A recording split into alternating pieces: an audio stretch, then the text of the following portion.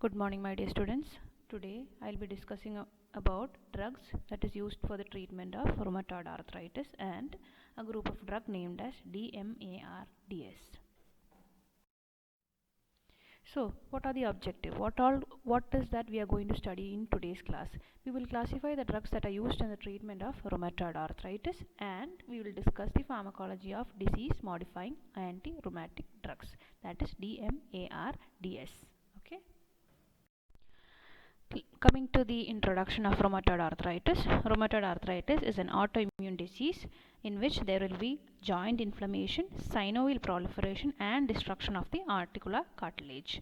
Here there are few complexes involved, that is the immune complexes which is involved includes release of cytokines, mainly tumor necrosis factor alpha and interleukin, which are chemotatic for neutrophils. Now these inflammatory cells will secrete lysosomal enzymes which will damage the cartilage and erode the bone, while prostaglandins produced in the process causes vasodilation and pain. This is responsible for the inflammatory process in RA.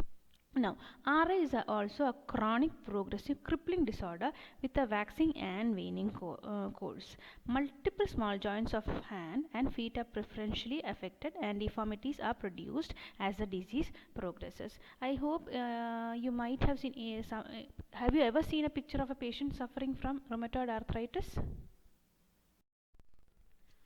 So, the clinical features of rheumatoid arthritis will be characterized by joint inflammation, synovial proliferation and destruction of articular cartilage. Coming to the treatment goals, how should we treat the patients suffering from rheumatoid arthritis? First, you should relieve the pain or symptoms, which is done by NSAIDs. Second, you should retard the disease progression, that is done by the group of drug named as MARDs or SAARDs. DMARDs means disease modifying anti-rheumatic drugs, or the SAARDs means slow acting anti-rheumatic drugs. This is the pictorial representation of what happens in the joint. You see there's a normal or healthy joint in the left side, where there is destruction of the joint with synovial proliferation in the other and bone erosion in the other picture. And finally, what is being presented is in this way. They have a swan neck deformity, many deformities in the hands, as you can see in this picture. Coming to our topic, that is the drugs that are used in the treatment of rheumatoid arthritis. Now this is also a question for you for your exam. So, drugs that are used for the treatment of rheumatoid arthritis is divided into two, that is relieving the symptoms, which includes the NSAIDs, and other to reduce the disease progression by anti-rheumatoid drugs. Under anti-rheumatoid drugs, it is further classified into disease modifying anti-rheumatoid drugs and adjuvant drugs. Under adjuvant drugs includes steroids, that is glucocorticoids. Now coming to the disease modifying anti-rheumatoid drugs includes non-biological DMARDs as well as biological DMARDs. Okay, so finally treatment for rheumatoid arthritis, NSAIDs and anti-rheumatoid drugs. Under anti-rheumatoid drugs we have DMARDs and adjuvant drugs. Coming to each drug in detail, first one DMARDs, otherwise disease modifying anti-rheumatoid drugs. This is again a question for you. Now these are agents that modify the progression of the disease, that is means it modifies or decreases the progression of the disease, or they are also known as slow acting anti-rheumatoid drugs. They are to be started as soon as a diagnosis is confirmed. When a patient comes to you and you confirm with blood results and with symptoms, signs and symptoms, we confirm a patient with rheumatoid arthritis, you should start this drug as soon as possible. Now, the DMARDs can be used as a single agent or in combination. They tend to lose effectiveness with times. Now, they are classified into, as I told you, they are classified into biologicals and non-biologicals. Coming to the conventional synthetic DMARDs, that is what were used First one, small molecule drugs, also known as small non-biologicals, which are further classified into immunosuppressants and immunomodulators. Immunosuppressants, those which will suppress the immunological complexes, and others immunomodulators may change whatever changes are happening in the immunological changes. They bring about immunological changes in the joints. Under immunosuppressants, it includes methotrexate, azathioprine, and cyclosporine. I hope you might have studied all these drugs under chemotherapeutic agent, in chemotherapeutic agent under chapter immunosuppressants. Okay, and the other immunomodulators includes sulfasalazine, hydroxychloroquine or chloroquine, leflunomide, and tofacitinib. Okay. Biological DMARDs. They are recombinant proteins or monoclonal antibodies. Last slide was about non-biological. Now coming to biological. Biologicals are nothing but monoclonal antibodies which are recombinant proteins derived from living organisms, hence called biological agents. They are classified into tumor necrosis alpha inhibitors which includes etanercept, infliximab, and adalimumab. Infliximab, adalimumab, and etanercept. Other biologicals include anakinra, abatacept, and rituximab. These are few names you should remember. Because either the question will be two TNF alpha inhibitors. That 1 mark question will be asked from these part also. A small description about each drug in detail. This is just a revision, so I'll be just going a bit fast. So, methotrexate, as you have studied in your anti-chemotherapeutic agents, it is an immunosuppressant as well as an anti-inflammatory agent, acts by inhibiting dihydrofolate reductase, leading to the inhibition of 1. The cytokine production, decreased chemostaxis, cell-mediated immune reaction, and proliferation of immune cells. All these reactions in the joint is being decreased and helps to prevent the joint destruction.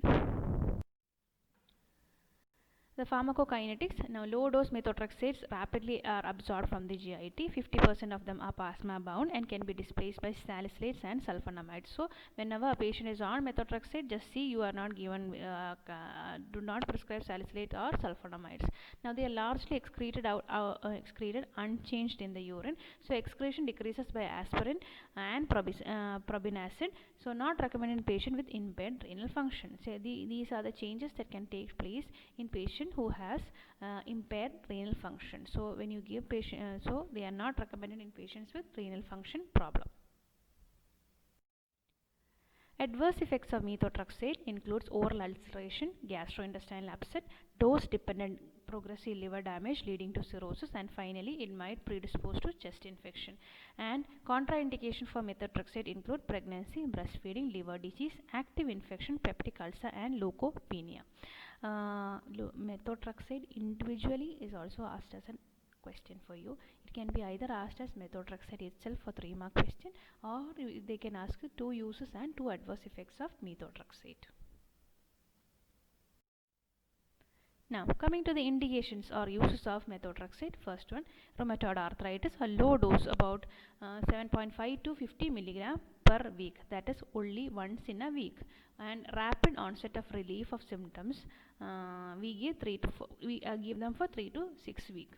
Preferred as initial line of treatment.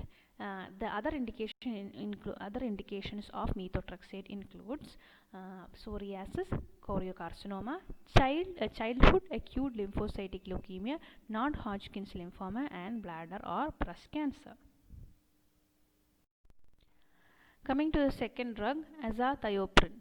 This is under immunosuppressants. Now, here also they get these azathioprine in the body will get converted to 6-mercaptan purine. Now, what is the function of azathioprine or mechanism of action of azathioprine? It inhibits the purine synthesis. They suppress purine synthesis by inhibiting the conversion of inosine monophosphate to adenine and guanine nucleotide.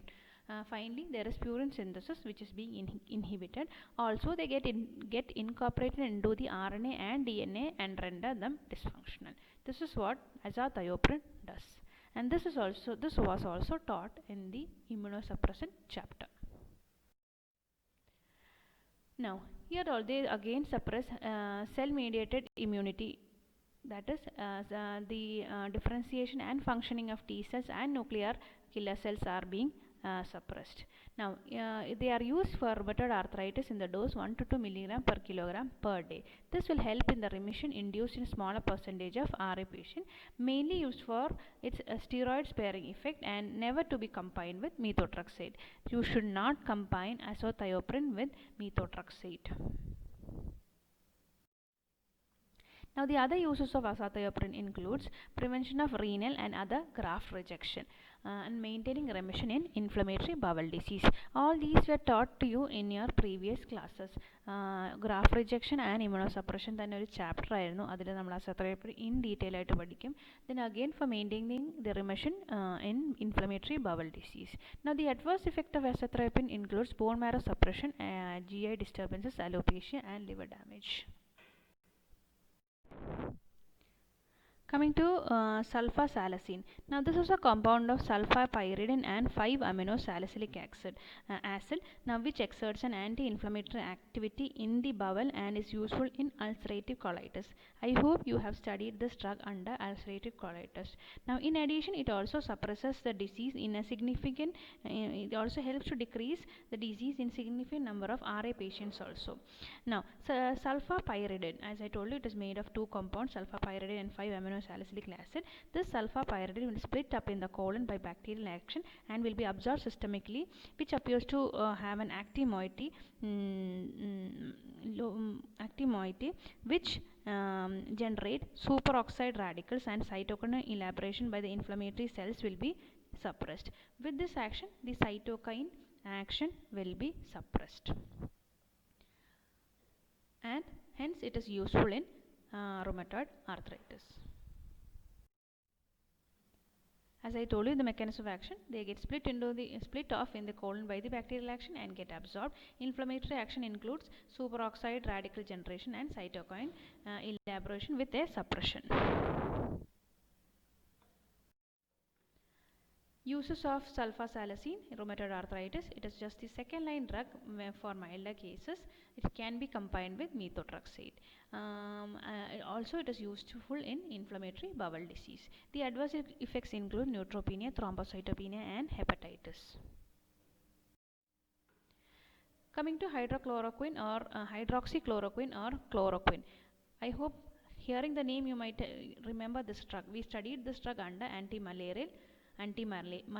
Okay, so the primary action of this drug was in antimalarials.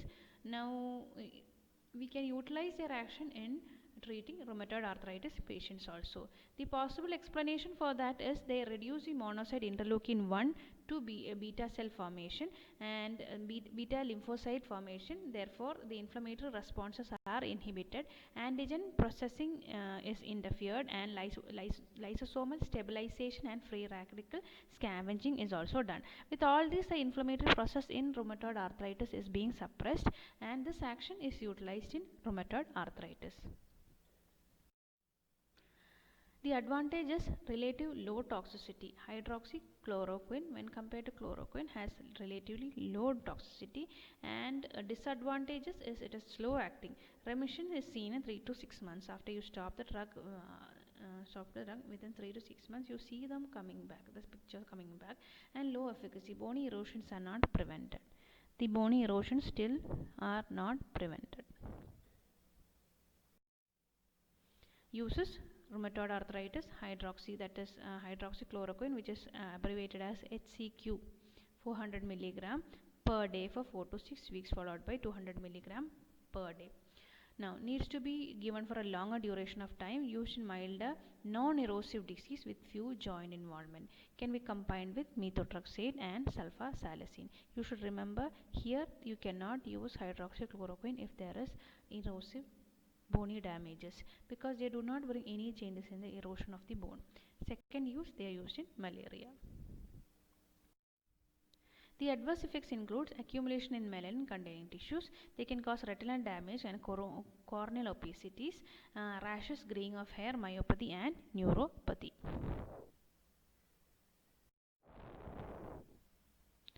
Coming to the next drug, that is leflunomide. Now, leflunomide is an immunomodulator that will inhibit the proliferation of stimulated lymphocytes in patients with active RA. Active RA. Now, coming to the mechanism of action, rapidly converted into an active metabolite in the body and inhibit dihydroorotate dehydrogenase, and hence the pyrimidine synthesis is being inhibited. When pyrimidine synthesis is being inhibited, there is decreased or inhibition of the cell proliferation. Also, they inhibit the antibody production by beta cells. All these will decrease the immune system. Okay, and hence decrease in RA. Leflunomide, their use in rheumatoid arthritis, efficacy when compared to methotrexate, symptoms improve, radiological progression of the disease is being retarded. Both these things are seen with leflunomide. Faster onset of action within 4 weeks, and longer T-half for 2 to 3 weeks. The dose is 100 mg per day for 3 days and can be increased to 20 mg, can be decreased to 20 mg thereafter. For 3 days you should give 100 mg per day, then you can decrease the dose to 20 mg per day, and this also should not be combined with methotrexate because it causes hepatotoxicity. Adverse effects of leflunomide includes thrombocytopenia, leukopenia, increased chances of infection, raised hepatic transaminase and diarrhea with nausea and headache. So we finished with the non-biologicals that are used in the treatment of rheumatoid arthritis, which includes the immunosuppressants and immunomodulators. Immunosuppressants, I told you, methotrexate and azathioprine. Immunomodulators, sulfasalazine, hydroxychloroquine, and finally we studied with leflunomide. In the classification, I told you about tofacitinib also. Just go through it in the textbook. Now coming to the biological agents that are used in the treatment of RA. First one, that is TNF-alpha inhibitors, which includes etanercept, infliximab, and adalimumab. They are soluble TNF, that is tumor necrosis factor receptor proteins or antibodies.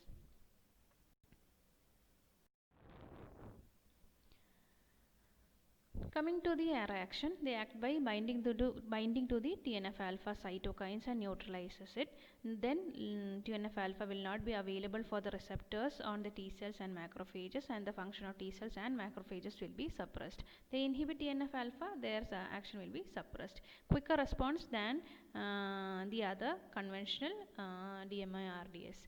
Generally, they can be added to methotrexate. The adverse effects of TNF-alpha inhibitors includes some people are more susceptible to opportunistic infection, which include tuberculosis, pneumocystis, pneumonia. Etanercept includes pain, redness, itching, swelling at injection site, and infliximab, the side effects include acute reaction, which includes fever, chills, and bronchospasm. That is, after giving a dose of infliximab, some people will show fever, chills, and bronchospasm as an acute within hours. This is nothing but a side effect of infliximab, and some may go into worsening of congestive heart failure. Also, immunogenicity is also seen with infliximab. Coming to the interleukin-1 receptor antagonist, the main drug that you should remember is anakinra. Others includes rilonacept and canakinumab. Okay, for here under anakinra is a recombinant human interleukin-1 receptor antagonist, which has a lower clinical efficacy, but in rheumatoid arthritis patients who have failed with one or more DMARDs have shown good response to anakinra. Now their local side effects include local reaction and chest infections. Coming to abatacept. Abatacept is a recombinant fusion protein which combines with the Fc domain of human immunoglobulin G with an extracellular domain of T cell, giving inhibitory property. So they inhibit the action of T cells. Now they are approved for moderate to severe active RA, not responding to methotrexate, and also not to be combined with TNF-alpha inhibitors. Finally, coming to the drug rituximab. Rituximab is another chimerized monoclonal antibody, acts by inhibiting or binding to the CD20 B cell antigen and will promote apoptosis. Apoptosis is nothing but cell killing of the cells that are responsible for the inflammatory processes. Approved for active RA not responding to methotrexate plus TNF alpha inhibitors. Their adverse effects includes infusion reaction, late onset neutropenia, depletion of beta cells and skin lesions or skin reactions.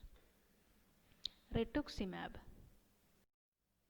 Finally, coming to the adjuvant drugs, that are the other supportive drugs that helps in relieving the immunological or inflammatory processes, include corticosteroid. Corticosteroids are potent immunosuppressant as well as an anti-inflammatory drug, which can be used along with the other drugs. Can be used when potent anti-inflammatory action is required, provides prompt and marked symptomatic relief, and also disease progression is not checked over here. They decrease the anti-inflammatory and immunological property.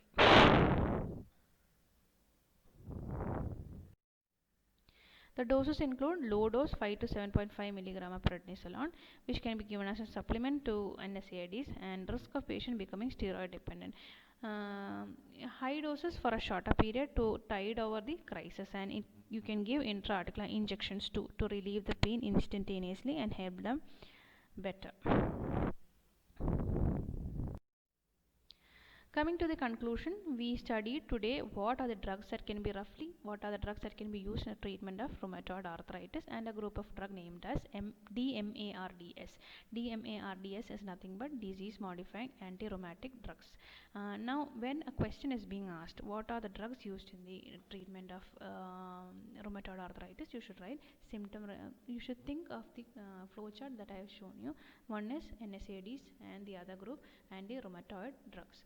Under anti-rheumatoid drugs, you should remember there is biologicals and non-biologicals. NSAIDs or symptom relief can be